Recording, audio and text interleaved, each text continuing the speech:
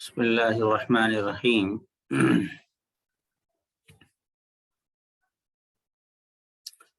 قرآن مجید کو اترے ہوئے 1400 سال سے زیادہ ہو گئے، تو اس بات کی کیا دلیل ہے کہ یہ قرآن مجید جو ہمارے پاس موجود ہے وہی قرآن مجید ہے جو حضور رسول کریم صلی اللہ علیہ وسلم پر نازل ہوا تھا؟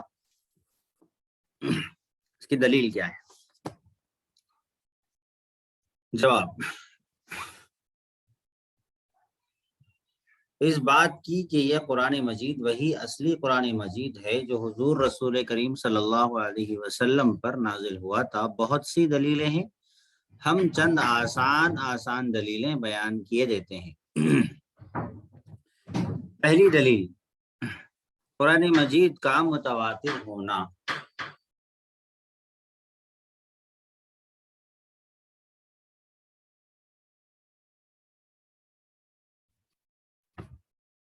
پہلی دلیل قرآن مجید کا متواتر ہونا، یعنی تواتر کے ساتھ حضور صلی اللہ علیہ وسلم کے زمانے سے آج تک نقل ہوتے چلا آنا۔ جو چیز تواتر سے ثابت ہو جائے اس کا ثبوت یقینی اور قطعی ہوتا ہے، اس میں کسی طرح شبہ اور شک کی گنجائش نہیں ہوتی۔ یعنی تواتر کہتے ہیں ہر زمانے میں اتنے لوگوں کا گواہی دینا، اتنے لوگوں کا روایت کرنا، اتنے سارے لوگوں کا حفظ کرنا کہ جس تعداد کا اور اتنے سارے لوگوں کا گواہی دینا، اتنے سارے لوگوں کا اس کتاب کو یاد رکھنا، یاد کرنا، اس کو محفوظ کرنے کا اہتمام کرنا، یہ ایسی دلیل ہے کہ اتنے لوگوں کا عام طور پر جھوٹ پر اتفاق نہیں ہوتا۔ عام طور پر ہوتا یہ ہے کہ اگر کوئی 3 بندے بھی جمع ہوں اور کوئی ایک غلط کام کر رہا ہے تو تیسرا اس کی شکایت کر دیتا ہے، اور یہ 3 بندوں میں اختلاف ہونا لازمی بات ہے۔ گویا کہ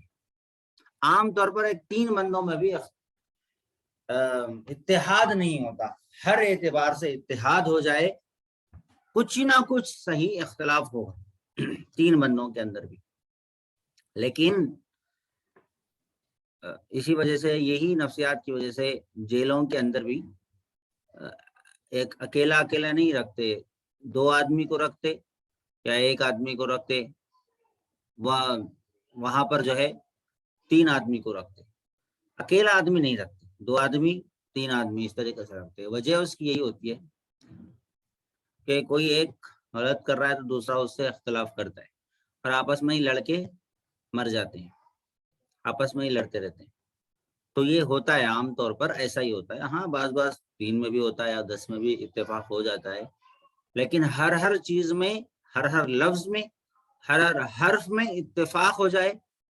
اتحاد ہو جائے، یہ بہت ہی مشکل اور ناممکن ہے۔ حضور صلی اللہ علیہ وسلم کے زمانے سے لے کر آج تک قرآن مجید تواتر کے ساتھ میں نقل ہوتا چلا آ رہا ہے، اور اس میں کوئی بھی ذرہ برابر تبدیلی نہیں ہے۔ ہر زمانے کے اتنے سارے لوگوں کا جتنے لوگوں کا جھوٹ پر جمع ہونا ناممکن ہے، اسی کو تواتر اور اسی کو متواتر کہتے ہیں۔ تو یہ ایک ایسی دلیل ہے جو عقلی دلیل بھی کہہ سکتے ہیں کہ ایسی دلیل کا ہونا عقل سے ثابت ہے۔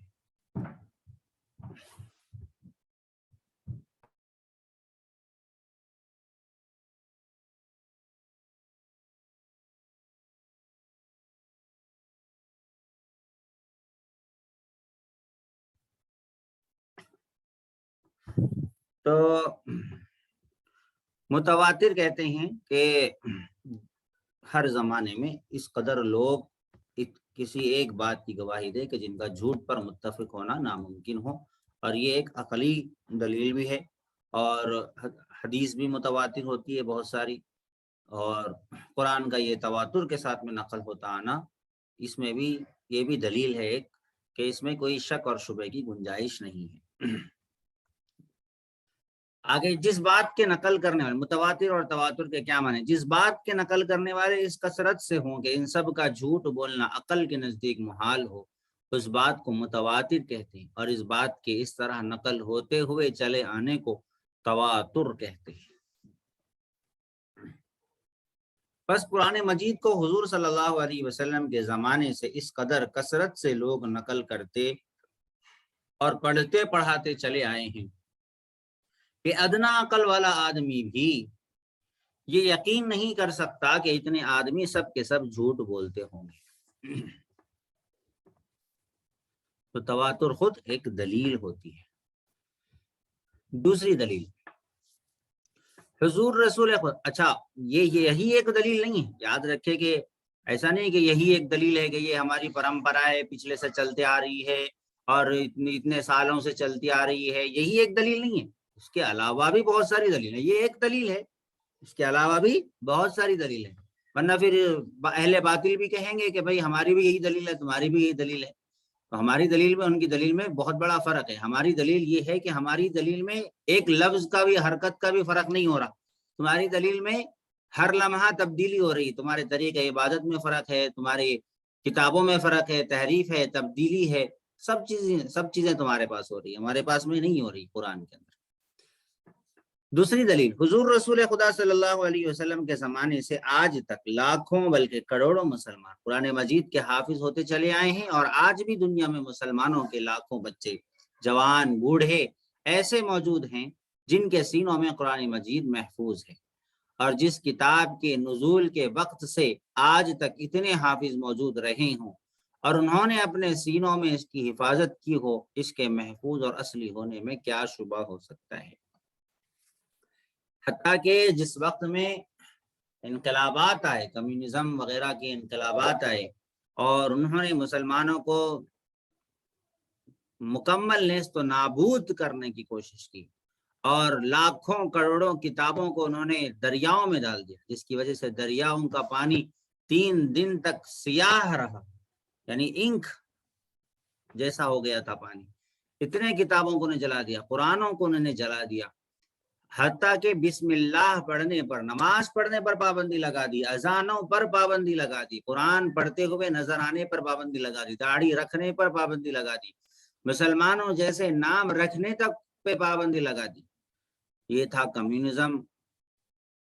اور انسانیت کے رہنما بن کے آج جو بیٹھے ہوئے ہیں، یہی لوگ پچھلے زمانے میں کمیونزم کا ساتھ دیتے آئے ہیں، اور یہی لوگ کمیونزم کے قائل تھے اور آج انسانیت کا نعرہ لگا رہے۔ تو ان لوگوں نے جو ہے مسلمانوں کے ساتھ بہت ہی زیادتیاں کی، یہاں تک کہ بغداد میں اتنا خون بہایا گیا کہ گھوڑوں کے گھٹنوں تک خون لگا ہوتا تھا، مسلمانوں کا خون اتنا بہایا گیا، سب کچھ ہوا، لیکن اس کے باوجود بھی اللہ کے لال نے، اللہ والوں نے، اللہ سے محبت کرنے والوں نے، دین سے محبت کرنے والوں نے اپنی شناخت کو چھپا کر اسلام کو دل میں چھپائے رکھا،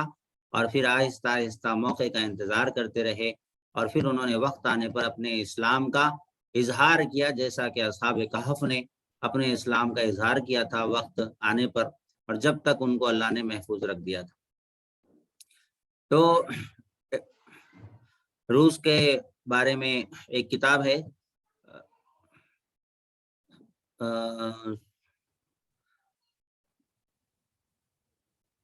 تاخا کے بخارا و سمرقند، تاخا کے بخارا و سمرقند، یہ ایک کتاب ہے۔ تو اس کے اندر لکھا ہوا ہے، حضرت مولانا پیر ذوالفقار صاحب نقشبندی دامت برکاتہم نے لکھا کہ روس میں ایک جگہ ملاقاتیں ہوئی، تو وہاں پر انہوں نے بتایا کہ لوگ اس طریقے سے حفظ کرتے تھے کہ ایک جیسے نابینا کو حفظ کرایا جاتا ہے کہ ایک بندہ ایک آیت بول دیتا تھا، دوسرا بچہ اس کو سن لیتا تھا، یاد کر لیتا تھا، اور اس طریقے سے سن کر یاد کرتے تھے، یعنی قرآن مجید تھا نہیں ان کے سامنے، سن کر یاد کرتے رہے۔ ایک مرتبہ وہاں پر دوسرے ملک سے لوگ آئے اور انہوں نے کہا کہ بھائی قرآن مجید پڑھو، دیکھ کر پڑھو، تو بچے پڑھ نہیں سکے۔ بچوں سے کہا گیا کہ بچے یہ حافظ ہیں، تو حافظ ہے تو ان سے کہا گیا کہ بھائی آپ قرآن شریف پڑھو، دیکھ کے پڑھو، یہ قرآن مجید ہے، تو بچوں کو سمجھ میں نہیں آ رہا کہ اس کے اندر لکھا ہوا کیا ہے، کیونکہ انہوں نے قرآن دیکھا ہی نہیں تھا، لیکن پورے حافظ تھے۔ تو پھر میزبان نے کہا کہ بچوں کو دیکھ کر پڑھنا نہیں آتا، آپ کوئی آیت بولیے، وہ آگے سے پڑھنا شروع کر دیں۔ تو انہوں نے پھر آیت بولی، اور جیسے ہی انہوں نے آیت بولی تو وہ آگے سے پوری قرآن مجید پڑھنا شروع کیا، جہاں سے پوچھا جاتا وہاں سے بچہ پوری قرآن مجید پڑھتا۔ تو اس طرح قرآن کی حفاظت اللہ تبارک و تعالیٰ نے کی، اور اللہ نے اس حفاظت کا ذمہ اپنے ذمے لیا ہے، اور قرآن کی حفاظت کی ذمہ داری اللہ نے لی ہے۔ تو ہر دور میں اس کی حفاظت ہوئی، اتنے سارے انقلابات آئے، دنیا کی بہت ساری قومیں مٹ گئی، لیکن قرآن مجید اب تک ویسے ہی اپنی حالت پر موجود ہے، جس طریقے سے نازل ہوا تھا اب تک موجود ہے۔ اگر کچھ بھی تھوڑا تو گڑبڑ ہوتی تو ذرا تو بھی فرق آتا تھا، ایک حافظ دوسرے حافظ سے الگ پڑتا تھا، لیکن ایسا نہیں ہے۔ اللہ نے اس کی حفاظت کی ہے، یہ غیبی نظام ہے اللہ کا۔ تو بہرحال قرآن مجید حفظ ہوتا آیا ہے، سینہ بسینہ منتقل ہوتا آیا ہے۔ نہ صحابہ کے زمانے میں بھی پورا لکھنے کا کوئی رواج نہیں تھا، باضابطہ کوئی تشکیل پہلے ہی نہیں دی گئی، بعد میں باضابطہ کتاب کی شکل دی گئی ہے، یعنی صحابہ کے زمانے میں حضرت عمر فاروق رضی اللہ عنہ، عثمان غنی رضی اللہ عنہ کے زمانے میں ہی ہوا۔ تو باضابطہ جو ہے ایک کتاب، ایک جیسا ہمارے پاس میں موجود ہے ویسا تو نہیں ہوا پہلے کہ جیسا نازل ہوتی تھی ویسے ہی جو ہے ایک کتاب میں بالکل لکھ کے رکھ لیا جاتا تھا، الگ الگ لکھے ہوئے تھے، پھر بعد میں اس کو جمع کیا گیا قرآن مجید کی، اور ساری جن کے پاس میں لکھا ہوا تھا سب کو جمع کیا گیا، اور دو گواہ پیش کرنے کے لیے کہا گیا تھا کہ ہر صحابی اپنے ساتھ، ایک تو صحابی سارے کے سارے عادل ہیں، سارے کے ساروں کی گواہی سچی ہے، لیکن ہر صحابی سے کہا گیا تھا کہ جو بھی آیت لے کر آئے وہ اپنے ساتھ دو گواہوں کو لے کر آئے، تو ہر صحابی دو گواہوں کو لے کر آتے، اور پھر حضرت زید بن ثابت رضی اللہ عنہ کو وہ ذمہ داری دی گئی تھی، اور انہوں نے جو ہے وہ مکمل قرآن مجید کو ایک جگہ کیا، اور اس کے بعد ایک کے بعد، کیونکہ حفاظ شہید ہوتے چلے جا رہے تھے، تو ارادہ یہ کیا حضرت عمر فاروق رضی اللہ عنہ نے، ابو بکر صدیق رضی اللہ عنہ نے، کہ اس کو ایک جگہ جمع کر دیا جائے۔ پھر اس کے بعد میں قراتیں تھوڑی سی الگ الگ تھی، قراتیں الگ الگ تھی، انداز قرات الگ تھا، معنی میں جس کی وجہ سے معنی میں کوئی زیادہ تبدیلی نہیں ہوتی تھی، بس انداز تلاوت تھوڑا الگ تھا۔ تو پھر وہ انداز تلاوت کو بھی جائز رکھتے ہوئے ایک انداز پر حضرت عثمان غنی رضی اللہ عنہ نے جمع کیا، اور ایک قرآن پر سب کو جمع کیا۔ لکھنے کے طریقے بھی مختلف ہوتے تھے، مصحف عثمانی اس کو کہا جاتا ہے کہ عثمان رضی اللہ عنہ کا مصحف، تو ایک مصحف پر سب کو جمع کیا، باقی جو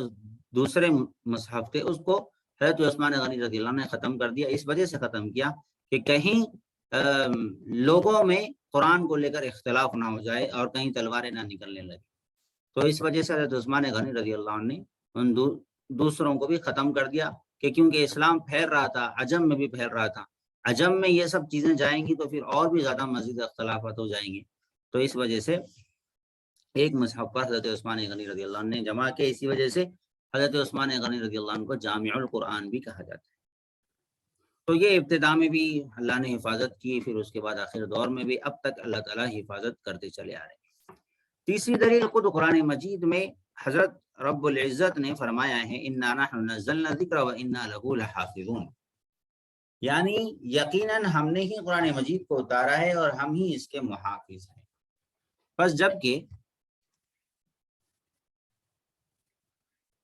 خدا تعالیٰ نے ہی قرآن مجید کی حفاظت اپنے ذمے لی ہے اور اس کی حفاظت کا وعدہ فرمایا ہے، تو ضروری طور پر ثابت ہو گیا کہ یہ قرآن مجید بعینی ہی وہی قرآن مجید ہے جو حضور انور صلی اللہ علیہ وسلم پر نازل ہوا تھا، کیونکہ اس کی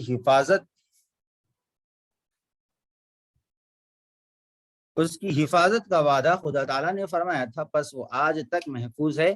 اور انشاءاللہ تعالیٰ قیامت تک محفوظ رہے گا۔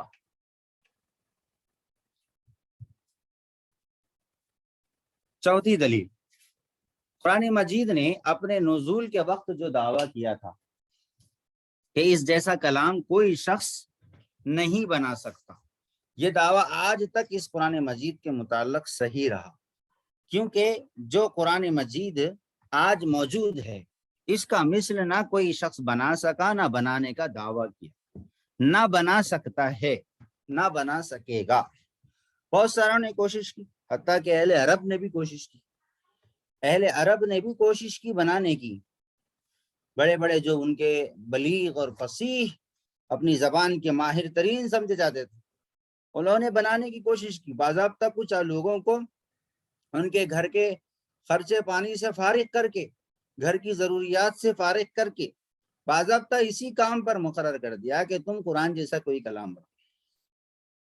وہ بنانے چاہتے لیکن ناکام ہو جاتے۔ کیسے بناتے؟ اپنی عقل سے کیسے بناتے؟ عقل دینے والے بھی اللہ ہیں، الفاظ دینے والے بھی اللہ ہیں۔ اللہ کی ٹکر میں کون بنا سکتا ہے؟ نہیں بنا سکتا۔ باوجود اپنی زبان میں ماہر ہونے کے باوجود لاکھوں اشعار وہ لوگ پڑھتے تھے، لاکھوں اشعار وہ لوگ سناتے تھے، اور ہزاروں اشعار ان کو زبانی یاد ہوتے تھے، اور ایک سے ایک اشعار بولتے تھے، لیکن اس کے باوجود بھی وہ اس طریقے کا کلام بنانے سے قاصر رہے، نہیں بنا سکے۔ اور ایک نے بنایا تھا قرآن کے حساب سے، قرآن جیسی ہی ایک بنانے کی کوشش کی، تو اس نے کئی مہینوں کے بعد، 6-7 مہینے کے بعد اپنے کمرے سے نکلا اور ایک پرچی پر لکھ کر لایا، الفیل ملفیل وما ادراک ملفیل لہو انف کبیر ولہو ذنب قصیر، کہ ارے ہاتھی تم کیا جانو ہاتھی کیا ہے، اس کی بڑی سی ناک ہوتی ہے اور چھوٹی سی دم ہوتی ہے۔ یہ اس نے بنا کے لایا۔ تو اہل عرب نے کہا کہ بھئی کہاں قرآن جس کے اندر غیبی باتیں ہیں اور جس کے اندر ایک جلال ہے، جس کے اندر ایک عظمت ہے، وہ کہاں؟ اور یہ تم کیا ہاتھی کے بارے میں بات کر رہے ہو؟ بھئی ہاتھی کے جسم کے بارے میں بات کر رہے ہو، کس کو پتہ نہیں ہے؟ کہاں اللہ تعالیٰ القاریہ فرما رہے؟ القاریہ کڑکڑاہٹ کیا ہے؟ وہ کڑکڑاہٹ تم کیا جانو وہ کڑکڑاہٹ کیا ہے؟ یوم یکون الناس کالفراش المبثوث، جس دن پوری کی پورے لوگ ایسے ہوں گے جیسے پتنگے بکھرے ہوئے ہوتے ہیں۔ سردیوں بارش کے موسم میں پتنگے نکلتے ہیں اور صبح میں پورے پتنگے پھیل جاتے ہیں، قیامت کے دن اس پورے پتنگوں کی طرف ہے۔ اللہ کتنی عظیم مثال، تمثیل بھی اللہ کیسے دے رہے ہیں، اس طریقے کی عظیم مثال، وہ بھی غیبی خبر کے ساتھ میں ایک عظیم واقعے کو بتایا جا رہا ہے، اور اس کے اندر کیا جلال اور عظمت ٹپک رہی ہے، اور یہ کیا تم ہاتھی کے بارے میں بنا کے لائے؟ اس کی چٹھی اس کے ہی منہ پہ مار دی گئی۔ خود اہل عرب نے قبول نہیں کیا۔ جب اس وقت کے اہل عرب جو بڑے فصیح اور بلیغ تھے، انہوں نے وہ نہ بنا سکے، تو آج کے کیا اہل عرب یا آج کے کوئی ملحد، آج کے کوئی اعجمی بنا سکتے ہیں؟ کوئی نہیں بنا سکتے۔ بنانے کی کوشش آج بھی کی ہے لیکن کوئی نہیں بنا سکتا۔ تو یہ دعویٰ جو قرآن نے کیا تھا يقول لئن اجتمعت الانس والجن على ان ياتوا بمثل هذا القران لا ياتون بمثله ولو كان بعضهم لبعض ظهيرا، کہ اگر انسان اور جنات سارے کے سارے جمع ہو جائیں کہ اس جیسا قرآن کی ایک جیسی کوئی صورت لے کر آئے، تو وہ نہیں لا سکیں گے، ہرگز نہیں لگا سکتے۔ انسان اور جنات سب کے سب مل کر بھی نہیں لا سکتے، ایک جیسی چھوٹی سی صورت بھی نہیں لا سکتے۔ اللہ نے دوسری جگہ سورہ بقرہ میں کہا کہ ان یاتوا بسورۃ من مثلہ، کہ اس جیسی کوئی صورت لے کر آؤ۔ فإن لم تفعلوا، تم اگر نہیں کرو گے، اور ہرگز تم اس طریقے سے کر بھی نہیں سکتے۔ اللہ نے کہا کہ اپنے مددگاروں کو بلا لو، اپنے معبودوں کو بلا لو اور ان سے مدد لے لو، ان سے مدد لے لو، اور ان سے مدد لے کر تم بنا سکتے ہو تو اس جیسی کوئی صورت بنا کر۔ تو یہ جو چیلنج ہے قرآن کا، یہ عظیم چیلنج ہے، قیامت تک کا چیلنج ہے، کوئی نہیں بنا سکتا۔ اس جیسا کلام کوئی شخص نہیں بنا سکتا۔ یہ دعویٰ آج تک اس قرآن مجید کے متعلق صحیح رہا، کیونکہ جو قرآن مجید آج موجود ہے اس کا مثل نہ کوئی شخص بنا سکا، نہ بنانے کا دعویٰ کیا، نہ بنا سکتا ہے، نہ بنا سکے گا۔ بس یہ اس بات کی کھلی دلیل ہے کہ یہ قرآن مجید وہی اصلی قرآن مجید ہے جو حضور رسول کریم صلی اللہ علیہ وسلم پر نازل ہوا تھا۔ ٹھیک ہے، کل سے رسالت کا پڑھیں گے انشاءاللہ۔